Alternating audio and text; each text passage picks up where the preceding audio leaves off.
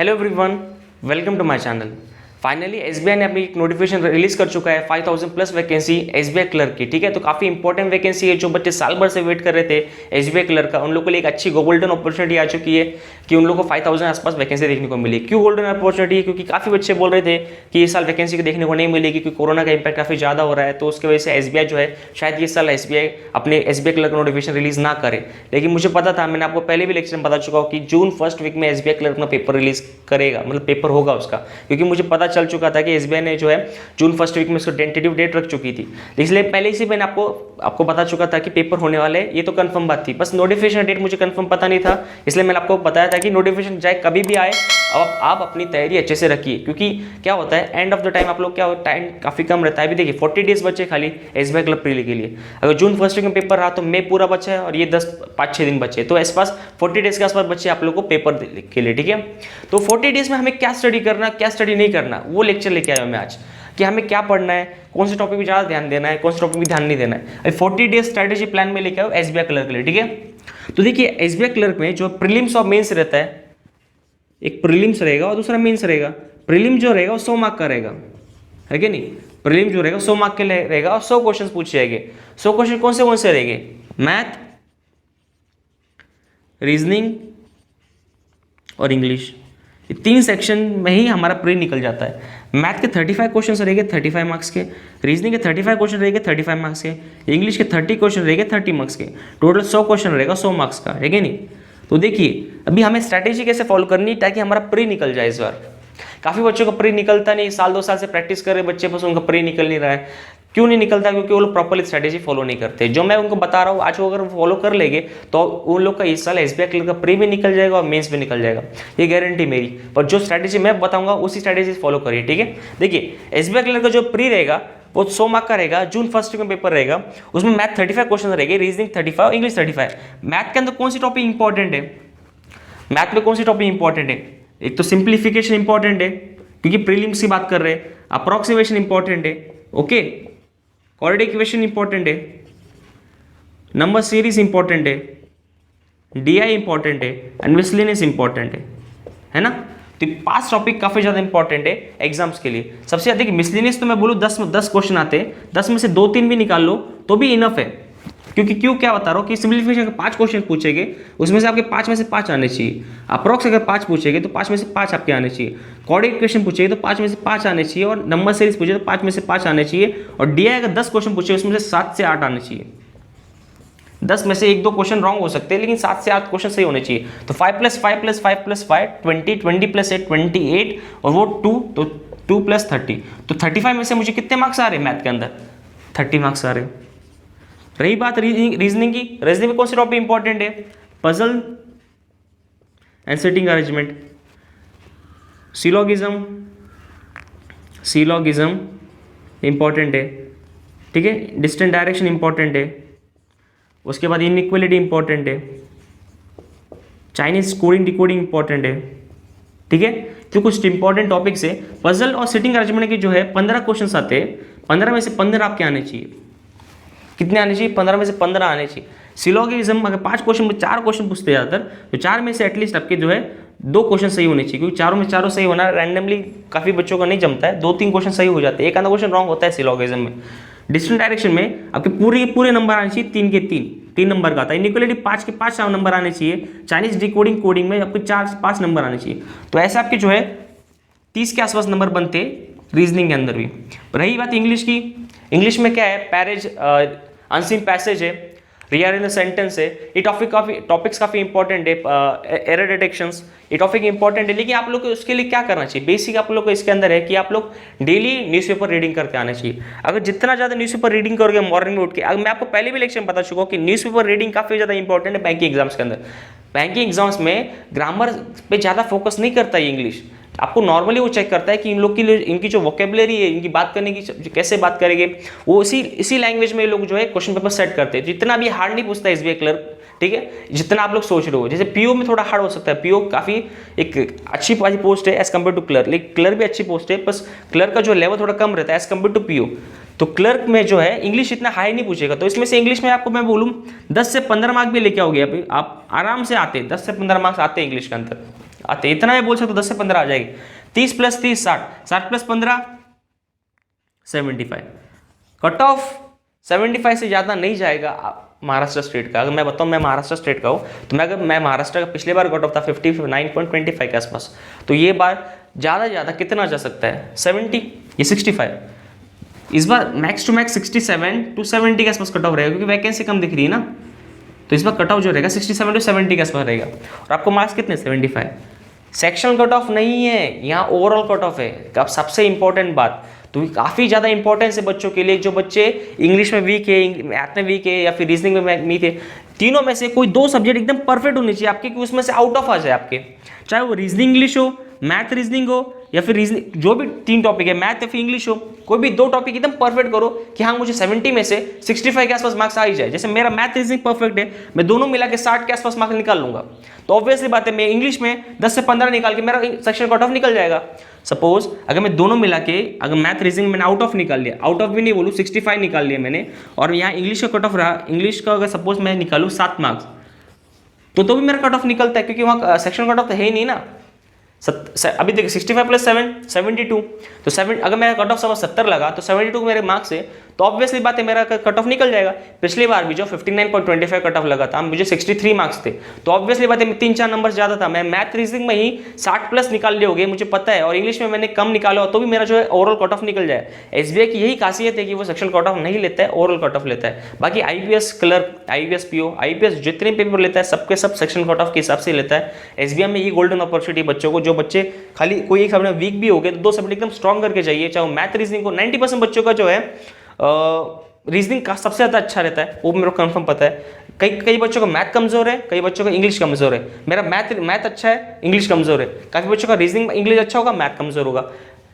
तो बच्चे, मेरा मानना ऐसा है कि जितना ज़्यादा आप प्रैक्टिस करोगे उतना ज़्यादा अच्छा होगा। अभी मैं ये कंफर्म नहीं बोल सकता कि इंग्लिश में जो मैं करके आऊँगा मैं वो सही करके आऊँगा, अपन ये कंफर्म रहता है कि मैथ रीजनिंग में जो मैं क्वेश्चंस करके आता हूँ वो मेरे कंफर्म रहते हैं, क्योंकि मुझे पता है कि हाँ मेरे इतना आंसर आए थे, वो मेरा सही निकला, क्योंकि कैलकुलेशन स्पीड में समझ में आता हूँ 10 स्पॉट। तो ये टॉपिक्स काफ़ी इंपॉर्टेंट है मैथ के अंदर। इतने टॉपिक्स भी कर लोगे ना बच्चों, निकल जाएगा एसबीआई क्लर्क प्री आराम से।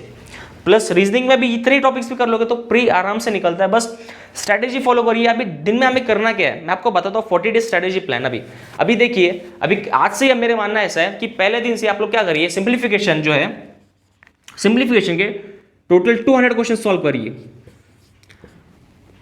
सिंप्लीफिकेशन टोटल 200 क्वेश्चन सॉल्व करिए। दिन में 100 क्वेश्चन सॉल्व करिए, दूसरे दिन 100 क्वेश्चन करिए, ऐसे 2 दिन में जो है 200 क्वेश्चन सॉल्व करिए सिंप्लीफिकेशन के। दूसरा दिन जो है अप्रोक्सीमेशन के भी 200 क्वेश्चन सॉल्व करिए। अप्रोक्सीमेशन के भी आप लोग 200 क्वेश्चन सॉल्व करिए।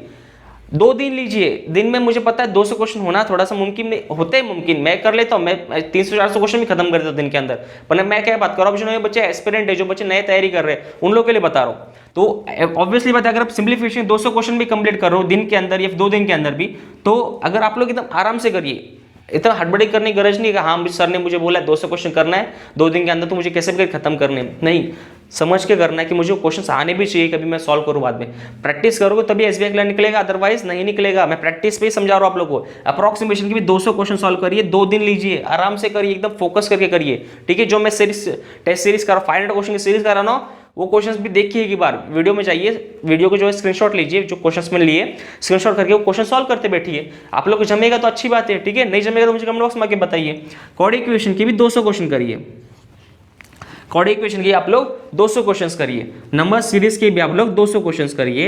एंड नंबर सीरीज के 2 पार्ट आते हैं, एक मिसिंग नंबर सीरीज आता है, दूसरा रॉन्ग नंबर सीरीज आता है। मिसिंग नंबर सीरीज में आप लोग 100 क्वेश्चन करिए और रॉन्ग नंबर सीरीज से 100 क्वेश्चन करिए, ऐसे 200 क्वेश्चन हो जाएंगे नंबर सीरीज के, ठीक है।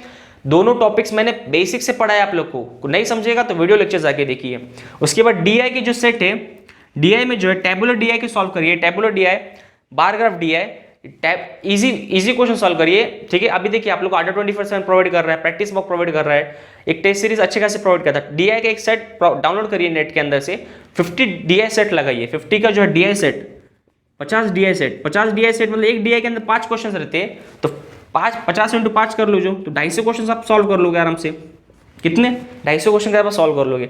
रही बात मिसलेनियस की, मिसलेनियस से कौन से टॉपिक इंपॉर्टेंट है? Average, profit and loss, simple interest, compound interest, percentage, ratio proportion, अभी मैं बोलूँ ये 5 टॉपिक मैंने बताया, 5 टॉपिक, सबसे ईजी टॉपिक इसमें से कौन सा है? Average, profit and loss, ratio proportion, percentage. ये 5 टॉपिक एकदम परफेक्ट करके रखिए। ये 5 टॉपिक आप लोग को डीआई के अंदर को भी देखने को मिलेंगे। डीआई के अंदर क्वेश्चन पहले कैसा पूछता है? Is what percent of what, मतलब 200 P is what percent of what, मतलब परसेंटेज का क्वेश्चन आ गया उसके अंदर। फिर एक क्वेश्चन पूछेगा पी का जो है पूरे जो ईयर्स के जो है कैलकुलेशन करके उसका एवरेज फाइंड करिए, तो एवरेज टॉपिक भी आ गया उसके अंदर। रेशियो फाइंड करिए, रेशियो टॉपिक भी आ गया उसके अंदर, ठीक है। वैसे ही प्रॉफिट एंड लॉस का टॉपिक भी आ जाता है, ठीक है, प्रॉफिट हुआ कि लॉस हुआ वो भी टॉपिक भी आ जाता है। तो 4 टॉपिक आपको मिसलेनियस के जो इंपॉर्टेंट है, सेम टॉपिक आप लोगों को डीआई के अंदर भी देखने को मिलेंगे। तो अगर आप लोग डीआई के लिए भी स्टडी हो जाएगी और प्लस आप लोग का जो मिसलेनियस टॉपिक भी कवर हो जाएंगे। तो इतने टॉपिक्स भी कर लोगे ना तो एसबीआई क्लर्क एकदम ईजी वे में निकलेगा। बस मैं जो बता रहा हूँ अभी 200 questions, 200 questions, 200 questions, 200 questions, total कितने क्वेश्चंस हो गए? 800 क्वेश्चंस। 800 क्वेश्चन प्लस 250 1050, यानी 1050 क्वेश्चंस। 1050 क्वेश्चंस के बाद आप लोग को मिसलेनियस से कितने क्वेश्चन सॉल्व करने डेली? देखिए अभी ये 5 टॉपिक मैंने बताया ना, तो इन सब की जो है एटलीस्ट 10 क्वेश्चंस डेली सॉल्व करिए। 10 क्वेश्चंस, एवरेज के 10 क्वेश्चन सॉल्व करिए, प्रॉफिट एंड लॉस के 10 क्वेश्चंस, सिंपल इंटरेस्ट के 10 क्वेश्चंस, परसेंटेज के 10 क्वेश्चंस, ऐसे टोटल 5 टॉपिक के 10 क्वेश्चन सॉल्व करोगे। कितने दिन में सॉल्व करोगे? 50 क्वेश्चन। 50 क्वेश्चन हो गए। अगर 1050 में अगर 50 ऐड करो तो 1100, तो आपको 2 दिन में टोटल 1100 क्वेश्चन सॉल्व करने हो गए। 1100 क्वेश्चन सॉल्व 2 दिन में। ऐसे नहीं करना है कि दिन में सिंप्लीफिकेशन 2 से खत्म करने लगे अप्रॉक्स, नहीं, ऐसा नहीं। अभी आज 27, अगर आज से 27 है तो 27 28 सिंप्लीफिकेशन, 29 30 अप्रोक्सीमेशन, 1-2 तारीख कोऑर्डिनेट इक्वेशन, 3-4 तारीख डीआई के सॉल्व। डीआई के प्रैक्टिस ज़्यादा करिए, ठीक है, आपको एग्जाम में बेनिफिट होगा। डीआई का मेंस में भी आपको बेनिफिट होगा। उसके बाद धीरे धीरे जैसे अभी जो मई का पूरा महीना है ना, पूरा प्रैक्टिस करना है अपने को, पूरा एकदम। जैसे मैं आपको बोल रहा हूँ ना, आपकी इतने क्वेश्चन खत्म हो गए ना, आपके इतने क्वेश्चन खत्म हो गए सपोज, उसके बाद क्या करना है आप लोग को जो है प्रैक्टिस सेट के लिए आप लोग को ये लगाना पड़ेगा मॉक टेस्ट। मॉक टेस्ट कौन सा लगाओगे? ग्रेड अप का मॉक टेस्ट कौन सा लगोगे आप लोग? ग्रेड अप का मॉक टेस्ट लोगे। मैं आपको अभी से बता रहा हूँ, बच्चे बोलेंगे प्रैक्टिस मॉक का लीजिए, इसका लीजिए, फलाना का लीजिए, ऑलिव बोर्ड का लीजिए। मैं बोल रहा हूँ ग्रेड अप का लीजिए। 399 में आपको एक टेस्ट सीरीज मिलेगी, अनलिमिटेड मॉक टेस्ट मिलता है ग्रेड अप के अंदर। 399 में आपको एक अनलिमिटेड टेस्ट सीरीज मिलती है ग्रेड अप की, काफ़ी इंपॉर्टेंट रहती है। मैं मानता हूँ कि एग्जाम का लेवल से थोड़ी सी ज़्यादा रहती है, पर एकदम हाई नहीं रहती। प्रैक्टिस मॉक ऑलिव बोर्ड जो है थोड़े से हाई लेवल के रहते हैं। मैं आपको वो नहीं करूँगा, बोलूँगा सॉल्व। ऑलिव बोर्ड तो बिल्कुल मत लीजिए क्योंकि काफ़ी ज़्यादा हाई रहेगा, आप लोग एकदम मोरल डाउन हो जाएगा, आप लोग छोड़ दोगे एसबीआई क्लर्क की तैयारी करना, ठीक है। इसलिए बोल रहा हूँ ग्रेड अप की तैयारी करिए। ग्रेड अप की जो टेस्ट सीरीज होता है काफ़ी ज़्यादा अच्छे रहते हैं। ग्रेड अप हो गया, अंडर 24/7 हो गया, ग्रेड अप एंड अंडर 24/7 एकदम बेस्ट है। अगर ये दोनों भी आप लोग रेफर कर लोगे ना तो आपका एसबीआई क्लर्क प्री एकदम इजी वे में निकलता है। ग्रेड अप के जो है टेस्ट सीरीज मिलेगी, एसबीआई क्लर्क के 20 मॉक टेस्ट मिलते हैं उसके अंदर। कितने टोटल मॉक टेस्ट है? 20 मॉक टेस्ट है। 20 मॉक टेस्ट, दिन कितने बचे? 40। डेली एक मॉक टेस्ट देना है, डेली एक मॉक देना है ग्रेड अप का, डेली एक मॉक देना है किसका? अड्डा 24/7 का। ऐसे आपको डेली कितने मॉक देने? आफ्टर दिस, हाँ ये सब होने के बाद बता रहा हूं, आफ्टर दिस आप लोग को डेली एक मॉक ग्रेड अप का, डेली एक मॉक अड्डा 24/7 का। आप लोग को 2 मॉक डेली देने।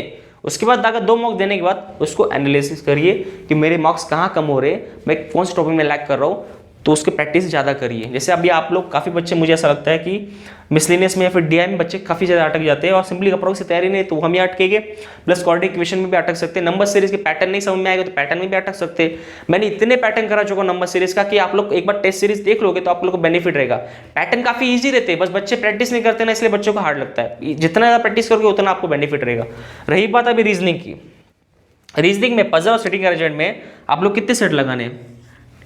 2 दिन पजल्स के सॉल्व करिए, 2 दिन सेटिंग अरेंजमेंट। अभी देखिए 50 सेट लगाने, 50 के सेट लगाने, मतलब अभी सपोज एक पजल में 5 क्वेश्चन रहते हैं, ऐसे 5 × 50 250, तो आपको 250 क्वेश्चन 2 दिन के अंदर कंप्लीट करने, किसके? पजल सेटिंग अरेंजमेंट के।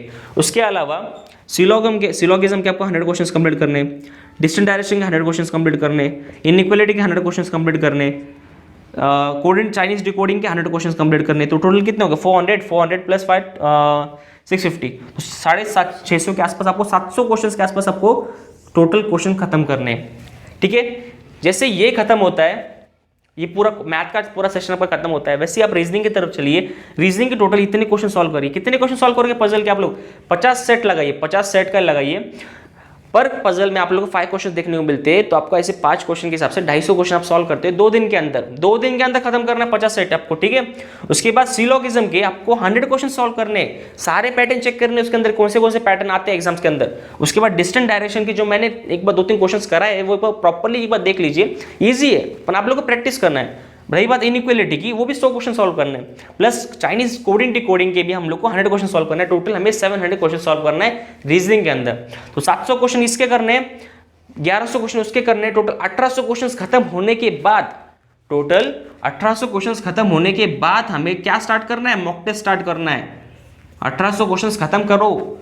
देखिए, अगर मैं जिस प्लानिंग में बता रहा हूँ ना, इस प्लानिंग अगर आपने एसबीआई क्लर्क को फॉलो कर लिया तो ऑब्वियसली बात ये साल एसबीआई के अंदर जॉब करते रहोगे, ठीक है। प्रीलिम्स की तो मैं अगर आपको क्यों बता रहा हूँ मैं ये सॉल्व करना, क्योंकि देखिए डे बाय डे कंपटीशन बढ़ते जा रहा है, बच्चे काफ़ी ज़्यादा प्रैक्टिस कर रहे हैं। अभी आप लोग काफ़ी बच्चे जो 2-3 महीने से तैयारी करने लगे हो, फिर 6-8 महीने से तैयारी कर रहे हो, साल भर से तैयारी कर रहे हो, उन लोग के लिए मैं स्ट्रैटेजी बता रहा हूँ। जो 2 साल से भी तैयारी कर रहा होगा ना, वो भी अगर तैयारी नहीं कर रहा होगा ना 2-3 महीने से, तो वो भी भूल गया होगा प्रैक्टिस कैसे करते हैं, ठीक है। मानता हूँ उनको प्रैक्टिस प्रॉपरली पहले से दिमाग में रहेगा कि इतना सॉल्व करना है, ऐसा करना है, लेकिन हाथ स्पीड एंड एक्यूरेसी प्रीलिम्स में हमेशा चेक करता है, स्पीड एक्यूरेसी। क्वेश्चन सबको सब आते हैं। अगर आपको मैं 2 घंटा दे दूँ 100 क्वेश्चन सॉल्व करने के लिए, तो आप प्रीलिम्स पेपर सॉल्व कर लोगे। अगर वही पेपर अगर मैं आपको 1 घंटे में बोलूँ तो काफ़ी बच्चे कम कर पाते सॉल्व, ठीक है। कट ऑफ भी जो है 65 to 70 के आसपास ही रहता है, लगभग 70 के आसपास। अभी यूपी की बात करूँ, नॉर्थ साइड की बात करूँ, तो वहाँ रहता है 80 के आसपास, ठीक है। मैं वहाँ की बात नहीं कर रहा हूँ, मैं वेस्टर्न रीजन की बात कर रहा हूँ, ठीक है।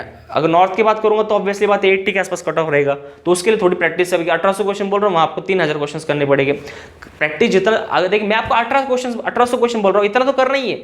उसके ऊपर अगर आप कैपेबिलिटी है कि मैं इसके ऊपर भी कर सकता हूँ ज़्यादा क्वेश्चन सॉल्व, अगर मैं बोलूँ 200 तो आप 500 क्वेश्चन कर रहे हो तो बेस्ट है, एकदम आउटस्टैंडिंग है, एकदम भारी में आपका एकदम निकल जाएगा पेपर। अगर पास सिम्प्लीफिकेशन 500 क्वेश्चन सॉल्व कर रहे हो अप्रॉक्स से मतलब अगर आप जितने ज़्यादा प्रैक्टिस करोगे तो ऑब्वियसली बात है उतना पेपर आपका निकल जाएगा, ये बात तो कंफर्म है।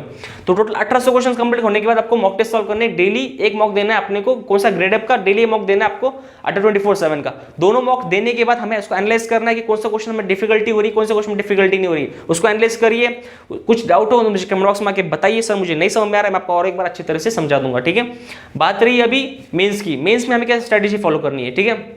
देखिए मेंस के लिए जो है अभी हम लोग को क्या करना है, उसके लिए करंट अफेयर्स पे ज़्यादा फोकस करना है। करंट अफेयर्स अभी से, अभी 40 डेज का प्लान बता रहा हूँ। अभी अगर सपोज 31 कब बता रहा पेपर, 30 के आसपास, जुलाई के आसपास बताना पेपर, तो अगर सपोज 30 जुलाई के आसपास पेपर अगर सपोज रहा, अभी कोरोना केस कंट्रोल हुआ, तो अभी से आप लोग को करंट अफेयर स्ट्रॉन्ग करने हैं। कौन से मंथ के करंट अफेयर स्ट्रॉन्ग करने हैं?